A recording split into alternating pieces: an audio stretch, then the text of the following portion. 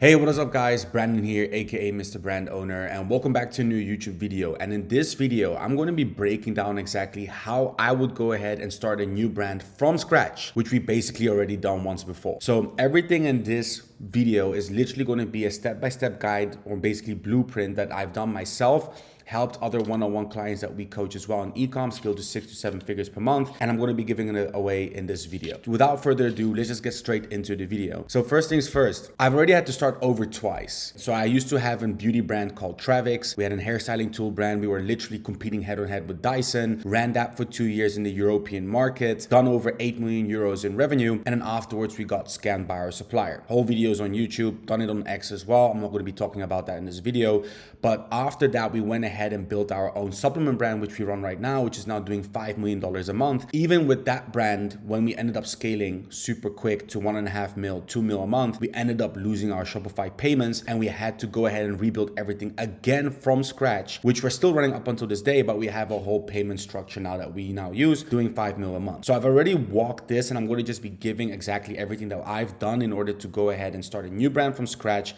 and also how to go ahead and scale it for yourself, which in this video is only going to be particularly on how to start from zero. So I'm going to be giving you these 5 steps. First step is going to be exactly what niche are we going to go ahead and penetrate ourselves into, right? We need to find a product that has returning customers. We need monthly recurring revenue. Second is going to be how we're going to go ahead and find the product. Third is going to be the research that's behind it, and also manual research, but also using AI. And we also have the build being literally the offer and the website that you're going to need to go ahead and build. And then the last part is going to be on subscriptions, why you need subscriptions, and also how to go ahead and structure these. And I've seen across multiple people that I've helped that literally that one of these things are either broken or missing. So if you follow this, I can somewhat say that you're definitely going to go ahead and get results. So going to start off first with the niche. We need to pick a product that runs out and can have monthly recurring revenue. So what we want to go ahead and do is we want to enter into markets where pain already exists. If I were to start a brand from scratch right now, again, today, I would go ahead and choose beauty and skincare, hair care, health and supplements, or the pets niche. The reason for this is because the pain is already there for these customers, and you do not need to go ahead and reinvent the wheel yourself or create some type of hype for these products. You're literally going to go ahead and just have to bring your product in front of your customers, which they all might already know, but it comes down already back to the marketing, which you're going to need to go ahead and do in order to market your product towards these customers. But what is so good about these products is that you're going to be looking for specific pain points for them. Either that will be guilt, worry, or even discomfort that these people are feeling. So beauty and skincare, if you have acne, you would go ahead and want to get an acne cream in order to get that off of your face, right? If you have a pet that has some type of joint pain or whatsoever, and you can see him or her walk throughout your room or throughout the house, and you can see that they're basically lumping, you would then need to give them something to help with that pain, because you as a pet owner is gonna hurt you, right? So basically, when it comes down to entering into these markets, I would go ahead and pick one of these, because first of all, the product also runs out and the pain in these markets are very, very heavy. And the good thing about these niches is that it literally has a large TAM, so a large addressable market that you can go ahead and market your products towards to. So that is why I would go ahead and choose one of these 4 niches to go ahead and build an MR brand today. Going into the next thing, what we want to be looking for are the 5 signals. So if you basically hit 3 of these, it's just going to basically be a winner, and you can just go ahead and create basically unlimited ads to target these customers in either of these niches. So we want to look at number 1 being guilt, right? So they feel like they should have handled this already. Second is going to be worry. There is a version of this where the possibility of it getting worse is there, but basically is ignored by the customer. Third is going to be daily discomfort. It shows up more than once a day, every single day. Can be itchiness, can be literally anything that just goes ahead and goes away, comes back, and they need to go ahead and treat it. Fourth is going to be mirror moments. So they see it on themselves and it changes their mood. So here you can see an image of someone basically experiencing hair loss. Every single day when they wake up and look into the mirror, they're going to see that they have that bald spot on their head, right? So that is literally what's going to just trigger them to feel some type of way, feel shit about themselves actually. And your product can go ahead and you can go ahead and create like a hair shampoo that's going to target hair loss, right? That's another reason why, for example, minoxidil also works very, very well in your hair, but that is then a pharmaceutical quote unquote drug. There are products that literally can go ahead and help against grayness, or even helping rebuild the hair basically on your head. Coming back to the last one, identity. So it touches who they think they are, not just how they feel. So these 5 signals are literally pain points that customers experience in any of these niches. And if you just get these pain points literally in place, get a product that can literally go ahead and target these customers in order to, first of all, target their pain points on ads, and then afterwards give them a solution, basically being your product. So the product is just going to be the end result that gets delivered to their door. So coming back down to MRR, so monthly recurring revenue, right? Monthly recurring revenue is literally customers that are on a subscription on your brand that is going to go ahead and need to receive a new bottle or a new box or a new product every single month or every quarter or every 2 months. So having monthly recurring revenue, which is going to first go ahead and compound, it also makes you not reliable on new customers only and not on marketing channels. So I've experienced, for example, with our previous beauty brand, we were just a one-time purchase brand. We had to go ahead and literally acquire customers every single time with a profitable ROAS in order to sustain our business. We did that for 2 years, and after a long enough of time frame, we could literally see, like this graph here, we could literally see our CAC rising, but we could not do anything about it. Then again, it came back to being a skill issue. We could have introduced new SKUs, we could have done upsells or cross sells in the cart drawer post-purchase, but back then it was just my first 2 to 3 years in ecom, right? Right now I'm at 6, so I can now see that, hey, monthly recurring revenue, if I had to choose a specific model literally to go for the rest of my life, I would only want returning customers, right? So you have returning customers either coming back and hoping that they come back if they buy from your store, but not having them on the subscription. But if you do have a subscription with them, then you can see projections and forecasting 30 days before or even into the future, literally, of how much revenue you can expect. And then you can just make these projections into your business in order to go ahead and scale it. So if you run an MRR brand, your job is to keep them as long as possible, so they need to see results within 4 to 8 weeks. People are going to buy from your store. They see the specific outcome that they can see already in their heads before they get the product, right? So that's how your ads also convince them to eventually buy these products. But they would need to see results. So if you do not have results given within 4, 6, 8 weeks to your customers, it is going to hurt your recurring revenue. So it's not just, hey, I'm gonna grab a product, I'm gonna just slap MRR onto it, and I'm just gonna go ahead and scale it. You also need to make sure that your product also lives up to the promise that you're giving on your website or even on your ads. Number 2 is gonna be product. So you're not gonna be looking for a new idea. You're gonna be looking for some proof of someone already scaling in the market and basically already educating the customers already. So how are we gonna find that product? We're going to be using Trendtrack. So Trendtrack is basically a spy tool / product research tool that I use, and I have also other people use, that literally can go ahead and find you new products and shops. You can see your competitors that they are scaling, even the ads that they are running, and also the email flows, literally, like it's updated weekly, every month even, where new stores just come up, and you can basically always be on top of your competitors' toes. So I'm going to just do a live breakdown here of how I would use Trendtrack literally to go ahead and do it and just walk you guys quickly through it. Basically, we can see here where I'm at right now is going to be shops. So you got Trendtrack here, you can expand the sidebar, you got shops, ads, advertisers, emails.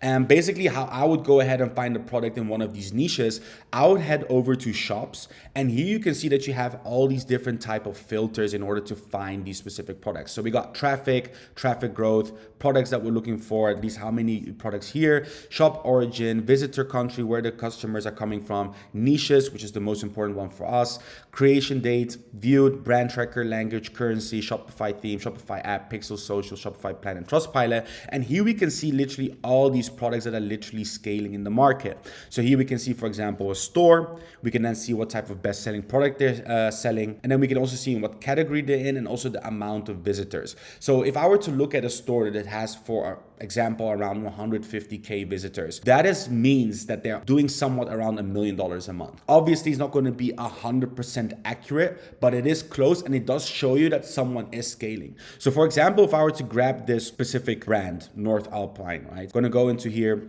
Here we can then see exactly like, okay, hey, they have 1.2 mil visitors. They've had an increase in terms of the last 30 to 90 days, 151% growth in visitors. And here we can basically see the graph literally go from 41K to 460K to 1.2 mil a month. And there we can go ahead and see exactly what other type of products they're running, what is their bestseller, if we just end up clicking on bestseller, and we can also scroll down and also see what type of ads these people are running. We can also see competitors here, but we can also see the ads that they are running. So here we can then see newly launched ad, literally 0 days. It's not scaling right now, but if you were to head over to the ad section, you could literally go ahead and also input these filters to see what ads are currently scaling and also what type of ads are they running, and head over to their website shop and see to which offer or landing page they're running it to. Crazy, insane tool. So coming back to the point of the niches, I would go ahead and click on niche. I would then, in my case, if I were to start a brand today, I would choose a pet supplement brand. I would head over to pet supplies, click apply, and then afterwards you can then see all these different products that are currently scaling. So for example, we got here the brand Waffles, very big brand that's selling these hip joint chews towards dogs. So here we can see customers, but then dogs obviously. But here we can then see exactly been doing crazy numbers for the past year. Obviously they've been around for some time, even 2 years. But here we can then see also like, okay, hey, this is going to be their main product that they're selling. So these hip joint chews, they got 4.6 score on Trustpilot. Here we can see there are other similar shops as well that are also somewhat selling the same product or in the same niche. And then here we can also see their ads, right? So if we even were to head over to ads, we can even try and scope out their top performing ads as they're scaling, and you can just look them up basically. Same thing, head over to pet supplies, click apply, and then here we can basically see all these other competitors that are basically scaling in the same niche. But yeah, if we would want to go ahead and find this exact same product, we could just search them up, and then we can just see which other competitors are scaling as well. And then we can get all these ideas in terms of ad creative level, what we can then see like, okay, hey, what type of ads are we going to want to iterate on ourselves? So crazy, insane tool. I'll go ahead and literally drop even in the description and guide on how I use this tool and all the filters I use to find these winning products or even scaling brands. Just check the link in the description. You guys will be able to get access to this Notion doc I'll create for you guys. So coming back to the filters that we use basically to filter out all the noise, filter out all the products that we do not want to basically touch, we look at these 5 filters or points, right? So first of all, does it have a large TAM, so a large total adjustable market? So we're not going to be fighting for a small niche of customers. We want to obviously grow to 5, 10, 20, 30 mil a month. So we need to have enough customers and literally enough question and demand basically for the product, right? So second is going to be proven demand. So are there other competitors scaling this product? The answer is yes. Okay, that means that there is demand for this product. And it also comes down to it being a heavy pain point that customers experience. It's not something that's going to be a timely matter. It's like forever, right? There's new dogs coming into the market, being born every single day. So if it's not now, it will be in the future, right? But obviously the pain point is already something that people are experiencing right now as we speak. Third is going to be repeat purchases. So obviously it needs to go ahead and run out because we want to have a subscription on it so that we're going to end up sending them the new product in 30, 60, 90 days. Fourth is going to be solid margins. So obviously looking on the categories, basically the niches that I went ahead and told you guys, the COGS are not that high. So being able to eventually sell to these customers, you're going to be able to scale definitely with your first order being break even plus or even profitable, and at larger scale you'll be able to go past break even if you have your cohort numbers in place. And then the fifth one and last important thing, it also comes back down to branding. How are you not going to be that next Waffles, just another hip joint chews? You need to go ahead and differentiate yourselves literally in the market. Customers need to remember your brand, right? So that's where branding and colors and all that type of stuff come into. But you need to also differentiate from your competitors so that you're not just a copycat. Next thing is going to be research. So coming back to research, we've already validated which niche we want to get into. We've already validated which product we want to get into. So I just chose the chews products, right? We're going to first conduct manual research ourselves. So we literally need to be going through these platforms that I have here. We got Amazon, Reddit, YouTube, Google. We're going to be doing research on the product. So we can go ahead and hip joint pain for dogs. Just literally type in those keywords into Reddit or Google or YouTube. And then you're going to see thousands of literally blogs or articles coming out about maybe founders of pet owners talking about their specific issue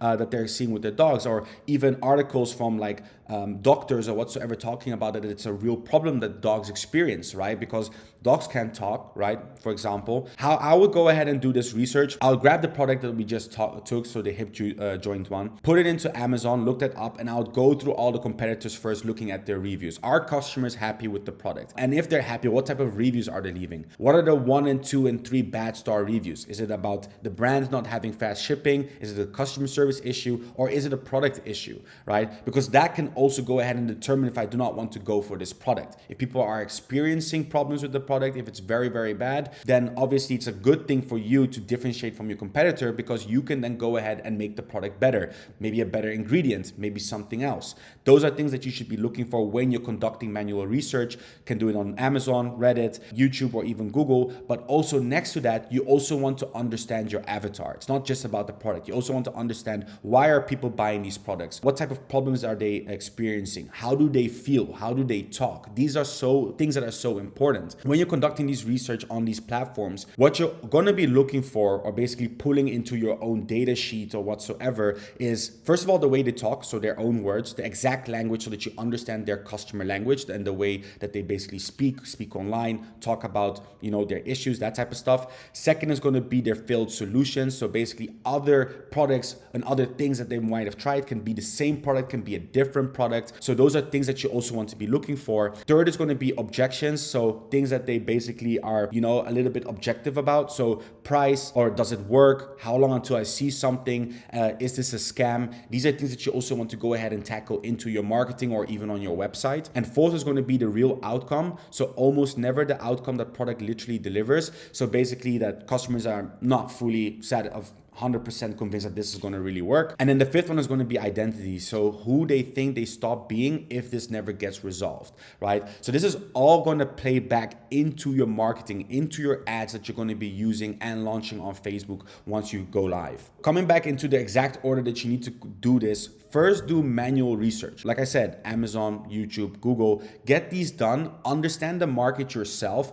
Do not go ahead and use AI and think like, everything that ChatGPT or Claude tells me is true, because you're not going to be able to call out ChatGPT on their problems, or basically when it's wrong. When you go ahead and have this manual research done first, yes, you can eventually end up using AI to make your research just go quicker, but then you're going to be able to understand what's going on into the market yourself. And then you can go ahead and just pick out specific information from AI to go ahead and then make your research doc or sheet even better and make it understandable for yourself, for your team members, and as you grow. So first, start off with manual research. Second, you can end up using AI. And if I were to use AI right now to continue doing research, you can use Claude, you can use ChatGPT, but I would go ahead and use a tool called Apify that you can then go ahead and just connect with Claude with an MCP or even with ChatGPT. And what Apify does is that it can even go ahead and start scraping reviews, not on Amazon that much, but on Reddit, Google, YouTube. It can go ahead and go to a deeper level to collect more information and bring that back to you in Claude and just make basically your research document even bigger. So that is how I would go ahead and start using AI if I were to do research. But first, do the manual research yourself. Next thing what we're going to be talking about is going to be building the website, building the ads real quick, because that is what the next step would be, right? We already got the product. I already understand who we're going to be marketing the product to. Right now, if I were to go ahead and start making ads, I would first see what my other competitors are doing. What type of ads are they running?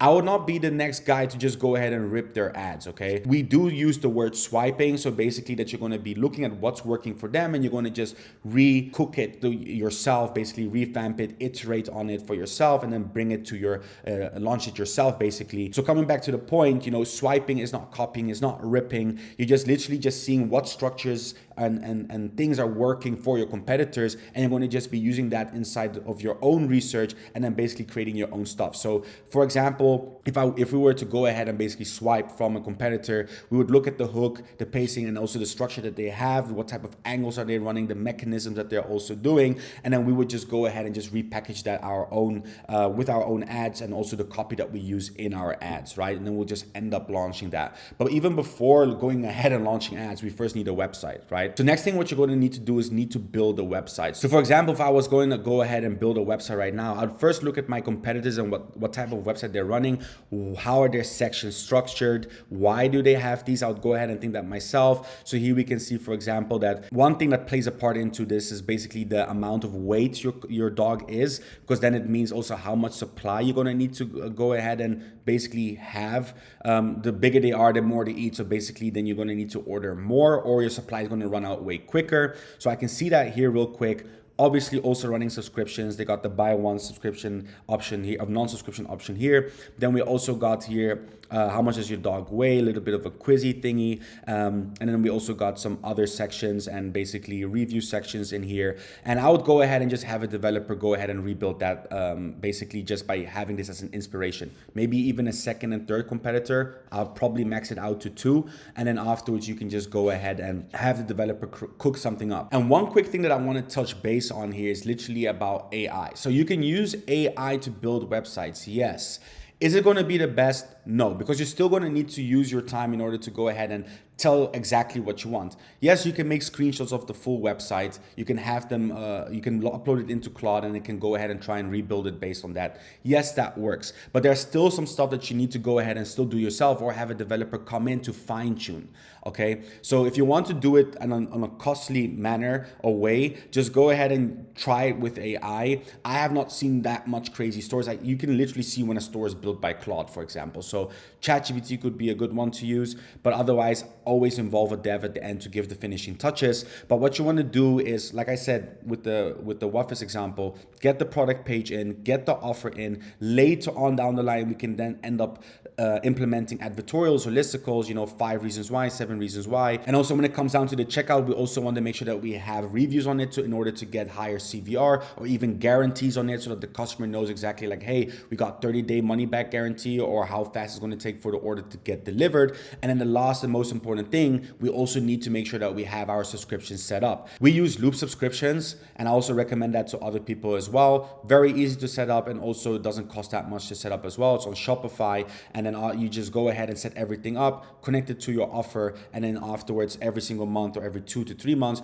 customers end up getting billed. Coming down to the last part, we're going to be talking about subscriptions. So a question that I get a lot from people online on my Instagram or on Twitter is, should I be running subscriptions from the get-go, or should I first launch my offer without subscriptions and then later on down the line end up implementing subscriptions? And my honest opinion on this is that you need to launch subscriptions from the get-go. So why I say this is because from when we started our supplement brand from 0, we ended up scaling to 1 mil in 4 months. So the 4th month we hit 1 mil. We did not do that with subscriptions. Looking back on that potential revenue that we could have had in terms of MRR also coming into the business, we could have had an extra $1.5 to $2 million of MRR come into the business because we scaled so quickly. So now I tell people that they need to go ahead and launch subscriptions from the get-go. But yes, on Shopify, there are some things that you need to go ahead and do and make adjustments on in order to not have a very bad CVR. And Shopify knows this, and that's why they go ahead and tell people that you should get Shopify Plus in order to make adjustments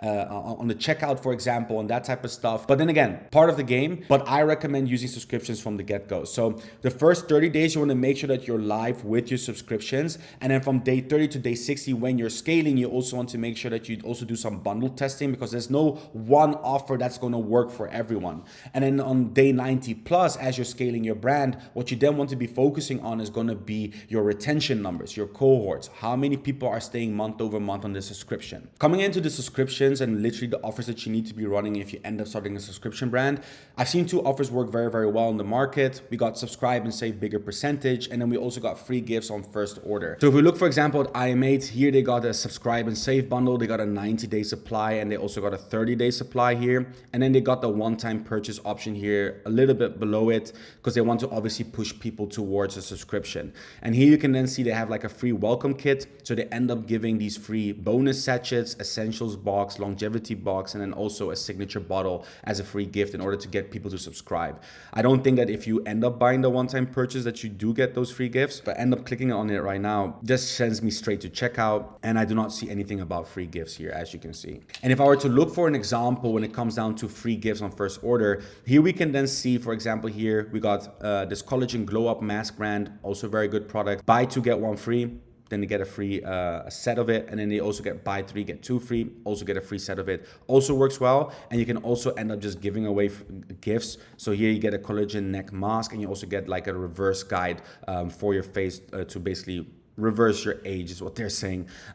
So yeah, these are basically stuff that you can go ahead and try, and there's a lot of different ways to make it look on your website. But yeah, just make sure that you just go ahead and find things that you can give as a free gift if you want to run this offer on your own website. Another big pain point I want to touch base on for the people that are running up an MRR brand is literally you guys are mostly overstocking your customers. So most of you guys are what stores that I see, they're doing like a buy 1 get 1, buy 2 get 2, buy 3 get 3 free. Yet, and they're giving away the same product. Yes, that works. Yes, it's the highest converting offer, but it's going to cost you on your LTV and people that are staying on your subscription. So your lifetime value is going to be low. You're not going to be making that much of a bank on these customers. And basically you're going to have a lot of cancellations, right? I've looked at cohorts, literally see people go from first month being 80 subscribers, 80% subscribers, to being the next month being 35 to 40%. And that is because they are overstocking the customers. So you do not want to go ahead and do that.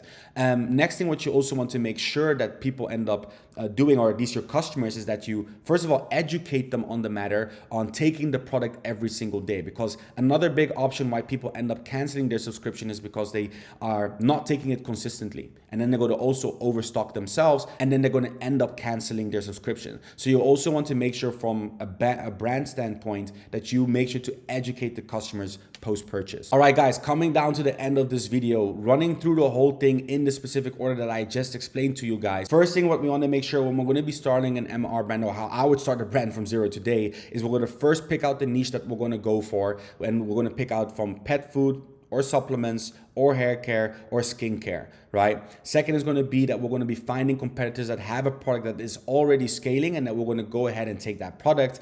Third, we're going to go ahead and conduct research on the product, but also on the avatars, the people that are going to buy this product eventually, so that we understand exactly who we are talking to. And then fourth thing is we're going to go ahead and build a website and get everything settled with the subscriptions, get everything settled with the offer. Everything is literally ready to launch. And then the last thing, what we're going to double check before launching the store or launching the ads, is we're going to make sure that the subscriptions are also set up, and that we also understand that the next 90 to 100 to 180 days, we're going to also stay on top of looking at the numbers and seeing how we can go ahead and improve the amount of people staying on a subscription. All right, guys, and there you have it. That's going to be the exact blueprint that I would go ahead and use today in order to start a new MR brand from scratch. Hopefully you guys found this video useful. If there's anything that you guys need from me, just make sure to always reach out to me on Instagram at Mr. Brand Owner. If you have a question, make sure to drop it in the comment section. I'll be replying to the first 50 comments that end up coming onto this video. All the resources are going to be in the description. Make sure to hit the like and subscribe button, and I'll see you guys in the next one. Peace.